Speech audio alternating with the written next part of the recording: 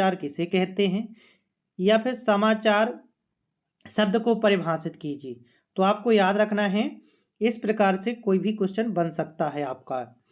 तो देखिए मैंने लिखा है समाचार को अंग्रेजी में न्यूज़ कहा जाता है। ये सभी जानते हैं कि समाचार को अंग्रेजी में न्यूज़ कहा जाता है, जो न्यू का बहुवचन है। क्या? न्यू का बहुवचन है। ये लैटिन के नोवा एवं संस्कृत के नव से बना है। ये किससे ऑब्जेक्टिव निकल सकता है, इसलिए मैंने इसको लिया है। ये लैटिन के नोवा एवं संस्कृत के नव से बना है। कहने का तात्पर्य यही है कि जो नित्य नूतन हो वही समाचार है। क्या है? जो नित्य नूतन हो वही समाचार है। अर्थात आप ये परिभाषा लिख सकते हैं, यदि परिभाषा आती है कि समाचार क्या है। समाचार किसी भी ऐसी ताज़ा घटना, विचार या समस्या की रिपोर्ट है जिसमें अधिक से अधिक लोगों की रुचि हो और जिसका अधिक से अधिक लोगों पर प्रभाव पड़ रहा हो, उसे हम समाचार कहते हैं। ठीक है, आगे बात समझिए। दूसरा क्वेश्चन मैंने लिया है आपके सामने, समाचार लेखन के कितने अंग होते हैं? मोस्ट इंपॉर्टेंट क्वेश्चन है। तो आपको याद रखना है समाचार लेखन के 3 अंग होते हैं। शीर्षक, मुखड़ा जिसे इंट्रो भी कहते हैं, तीसरा है निकाय या बॉडी। ठीक है, तो समाचार लेखन के कितने अंग होते हैं, ऑब्जेक्टिव में पूछ सकता है। तो आपको याद रखना है समाचार लेखन के 3 अंग होते हैं। कौन कौन से?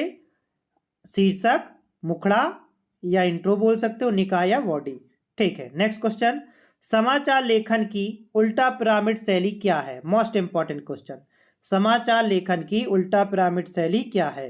तो आपको याद रखना है समाचार लिखने की शैली उल्टा पिरामिड शैली कहलाती है। किसकी? समाचार लिखने की शैली को ही उल्टा पिरामिड शैली कहते हैं। इसके अंतर्गत सबसे महत्वपूर्ण बात पहले लिखी जाती है, फिर कम महत्वपूर्ण वाली बात लिखी जाती है, फिर जो सबसे कम महत्वपूर्ण बात होती है उसको सबसे अंत में लिखा जाता है।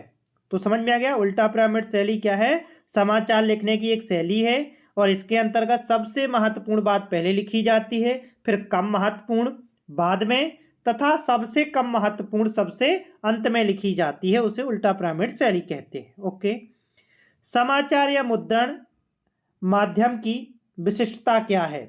तो आपको याद रखना है, अथवा में भी क्वेश्चन बनाया है मैंने, मुद्रित माध्यमों की किन्हीं 2 विशेषताओं का उल्लेख कीजिए।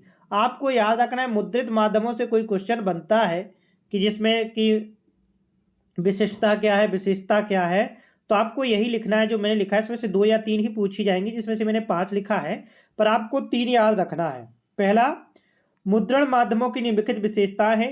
फर्स्ट है अपना, देखते हैं, इनमें स्थायित्व होता है। क्या होता है? इनमें स्थायित्व होता है। दूसरा पॉइंट, इन्हें धीरे धीरे सुविधा अनुसार पढ़ा जा सकता है। क्या होता है? इन्हें धीरे धीरे सुविधा अनुसार पढ़ा जा सकता है। थर्ड पॉइंट, इनकी भाषा अनुशासित तथा शुद्ध होती है। इनकी भाषा कैसी होती है? अनुशासित तथा शुद्ध होती है। एक ही समाचार को अनेक बार किसी भी क्रम से कहीं से भी पढ़ा जा सकता है। एक ही समाचार को अनेक बार किसी भी क्रम से कहीं से भी पढ़ा जा सकता है। फिफ्थ पॉइंट, इसमें गूढ़ गंभीर विचार या विषय का भी समावेश हो सकता है। धन्यवाद। अभी आपके इंटरनेट से या विशेष लेखन से जो भी क्वेश्चन है नेक्स्ट वीडियो में आपको प्राप्त हो जाएंगे। नमस्कार।